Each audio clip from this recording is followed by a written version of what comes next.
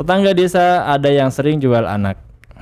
Info yang saya dapat ketika hamil itu sudah diinden, dipesan sama si calon orang tua anak yang mau dilahirkan nanti gitu. Nah, nanti ada nominal yang disepakati sebagai ganti biaya kehamilan dan persalinan.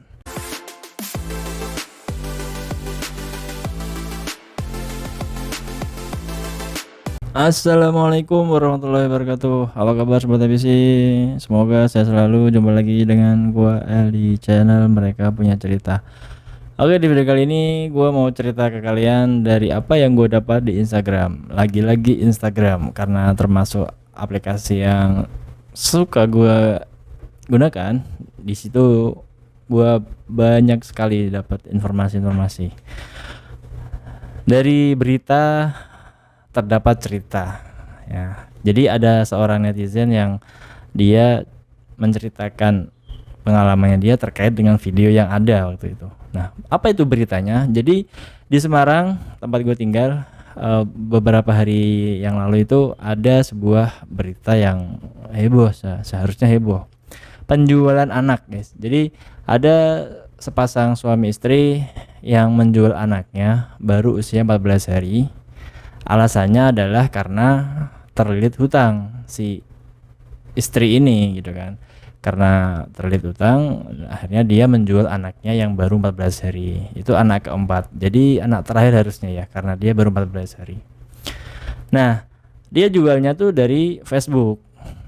Nah, ternyata ada orang yang membutuhkan ya menginginkan anak gitu, karena nggak tahu ya apakah dia mandul ataukah yang lain, gue nggak tahu. Yang jelas dia pengen punya anak, tapi dengan cara membeli anak orang.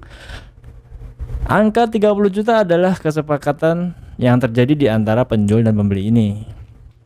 Nah, setelah si orang tua itu kembali ke Bekasi, si pembeli ini orang Bekasi, dia sampai di Bekasi dia menyesal katanya. Dia menyesal karena apa ya, pada akhirnya dia melek matanya gitu kan. Pada akhirnya dia melek, dia sayang pastinya karena dia menyesal. Menyesal berarti kan dia terfikirkan hal-hal yang baik lah di dalam dirinya. Akhirnya dia menyesal, dia melupakan hutang. Nah, datanglah dia ke Semarang. Karena kenapa dia ke Semarang? Soalnya orang yang membeli si bayi, si anak itu nomornya sudah nggak aktif, guys. Si ibu diblokir atau nggak aktif, yang jelas nggak bisa komunikasi. Akhirnya si ibu ini memilih buat datang ke Semarang dan melapor ke kepolisian. Nah, polisi akhirnya membantu tuh mencarikan pembeli. Setelah dicari-cari, karena dia adalah orang yang ngakunya di Demak. Nah, dicari ke Demak dan akhirnya dia ketemu di salah satu kecamatan di daerah Demak, di Meranggen. Dan akhirnya polisi menetapkan kalau tindakan ini merupakan sebuah kriminal. Ya, sekilas gue terlalu polos menilai berita ini apa adanya gitu. Ya sudah seperti itu. Si ibu punya hutang, si ibu ini butuh duit untuk membayar hutang, akhirnya dia melepas anaknya senilai 30 juta. Oke, di situ gue anggap ini berita ya seperti ya berita lainnya lah gitu kan. Cuma ketika gue scroll komen, nah di situ mulai menarik, mulai membuat gue kritis. Nah, kritis karena ternyata ada orang yang punya pengalaman yang sama tapi tujuannya berbeda, guys. Apa itu? Di sini ada user dengan nama Kumala. Gue udah pamit di komen buat minta izin mau gue react ke ceritanya. Dia bilang balikin uang ke pembeli, baru diusut. Ini trik licik cara lama. Menjual uang sudah dipakai terus lapor polisi. Anak dikembalikan, tapi pembeli rugi karena sudah terpakai uang. Nah, disitulah poinnya. Jadi Pak Polisi harus adil di sini, jangan sepihak lah gitu. Tapi dari cerita ini gue langsung eh apa ya, tersentil gitu. Oh iya ya, mungkin ada indikasi karena pernah terjadi gitu loh. Tapi misalnya si ibu yang ngejual anak ini belum sempat menghabiskan uang yang dia terima, ya berarti memang itu ibu memang benar-benar tulus gitu, dia menyesal gitu ya. Tapi kalau ternyata dia memang punya indikasi melakukan hal yang sama seperti pengalaman dari Mbak Kumala, ya berarti memang ini kejahatan berlapis ya harusnya ya. Dia ada penipuan, dia ada penjualan gitu kan. Nah, ternyata Mbak Kumala ini nggak sekedar kritis. Nah, kritisnya dia itu juga berdasarkan fakta dan realita gitu. Apa? Dia cerita nih di bawahnya nih. Emang gitu soalnya. Dulu ada tetanggaku di rumah dia yang lama. Itu modusnya lebih keji, guys. Jadi ketika uang udah habis, terus dia lapor polisi. Nanti misal uangnya nggak bisa dikembalikan, bayi itu tetap dibawa sama si ibu kandungnya gitu, sama si penjual. Udah dikasih makan gratis, dia nggak bingung nyari uang buat ngurusin anaknya. Tiba-tiba dia ngeklaim itu anaknya dia, uang udah nggak bisa dikembaliin, akhirnya si anak kembali ke ibunya gitu. Ya kan rugi si pengadopsi. Dia tulus ikhlas, dia rela bayar, dan tapi ternyata dia dapat penjual yang memang untuk menipu gitu kan. Ya ternyata ini ada realitanya. Jadi setelah gue ngonten, gue cari-cari cerita itu memang banyak banget hal-hal yang di luar pikiran gue gitu kan. Gue naif gitu. Jadi gue rasa nggak ada hal-hal yang lebih dramatis dari Indosiar gitu kan. Ternyata yang lebih dari Indosiar ada gitu. Dari kemarin beberapa hal yang gue kontenin itu, gue melek gitu. Oh iya ya, dunia emang nggak semua berisi orang-orang baik. Bahkan di penjara pun juga nggak semua orang jahat itu, ada orang baik gitu. Bahkan di Masjid Nabawi itu nggak semua orang baik, ada orang jahat. Buktinya gue sempat kehilangan barang di sana yang gue kontenin kemarin itu. Gitulah. Cerita yang kedua gue ambil dari user Mimify.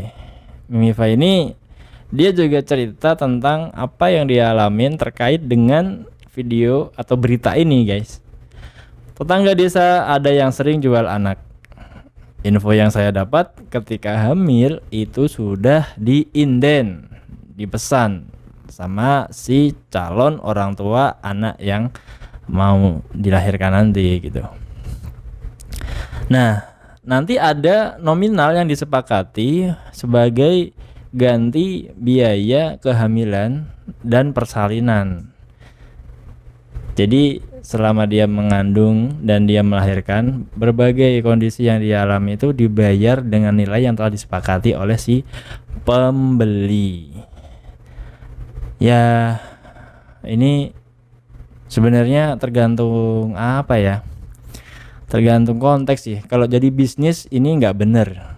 Jujur ini nggak bener kalau ini jadi bisnis, karena ya nggak dibenarkan lah ya. Anak itu kan rahmat gitu kan. Kalau dia menjual anak, melanggar undang-undang dan melanggar syariat lah yang jelas itu, karena dia dibisniskan kan. Kemudian ada komentar yang mau gue angkat, komen di bawah komen gitu, tanggapan dari komentar itu. Izin menanggapi kak, kalau seperti itu biasanya dibahasakan sewa rahim atau biasa disebut ibu pengganti. Itu ada yang menanggapi seperti itu. Nah, ini sewa rahim ini sempat gue pelajari dulu di Azhar. Ini haram hukumnya jelas. Jika misalnya si sperma itu dari suami si hamil, itu menjadi bukan menjadi zina, ya kan? Bukan menjadi zina. Akan tetapi menjadi hal yang banyak madaratnya lah, sehingga ulama itu tidak sepakat dengan cara ini gitu. Nah, cara yang dianjurkan adalah bayi tabung guys, bukan sewa rahim gitu. Itu jika memang si calon ibu itu dia nggak bisa hamil atau dia memiliki tingkat yang membahayakan jika dia hamil gitu. Tapi sewa rahim itu nggak dibenarkan. Lebih baik apa? Lebih baik bayi tabung, karena bisa jadi nanti si ibu yang rahimnya itu dia sewa atau ibu kandungnya itu seiring dengan dia kehamilan dia akan ada rasa sayang dengan si jabang bayi yang nanti pasti akan menimbulkan cekcok antara orang yang menginginkan anak dan orang yang sedang hamil anak yang mau ditransaksikan itu. Akan adanya cekcok. Jadi sesuatu yang akan menimbulkan cekcok itu sama Islam langsung di-cut. Jadi jangan boleh ada gitu. Nah, kalau misalnya sperma itu ada dari si orang luar atau orang suami dari si ibu, si istri, si cewek yang pengen anak tapi nggak bisa hamil, itu jatuhnya zina gitu. Zina karena sperma itu menghamili ovum yang bukan haknya gitu kan.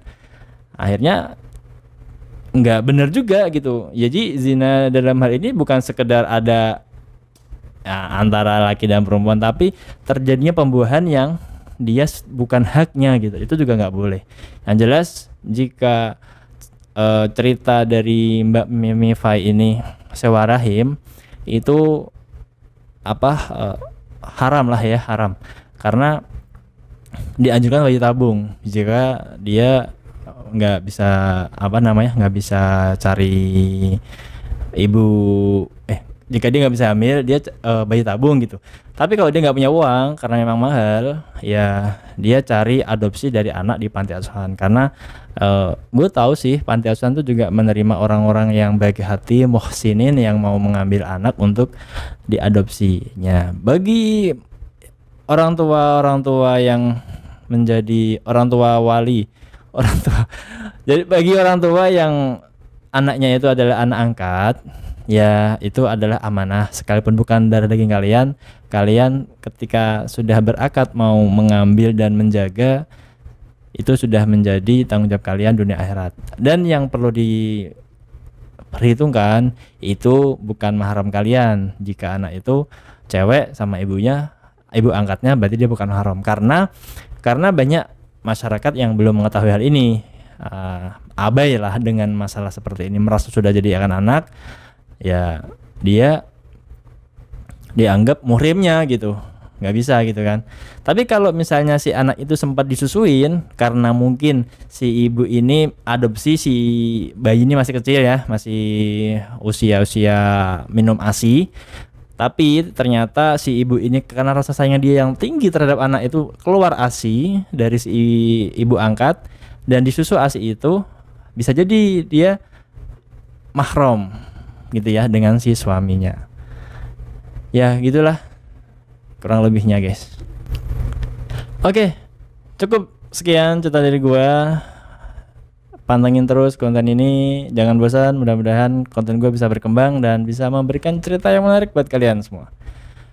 Oke, kalau ada beberapa hal-hal yang salah dari opini gua atau dari statement gua sangat terbuka buat menerima kritik yang jelas dengan sopan, agar apa ya? Ya agar tujuan mau nasihat itu tercapai gitu. Karena kalau komentar-komentar itu seperti netizen yang pedes, khawatirnya nanti malah menimbulkan hal-hal yang gak baik ke depannya. Oke, terima kasih. Wassalamualaikum warahmatullahi wabarakatuh.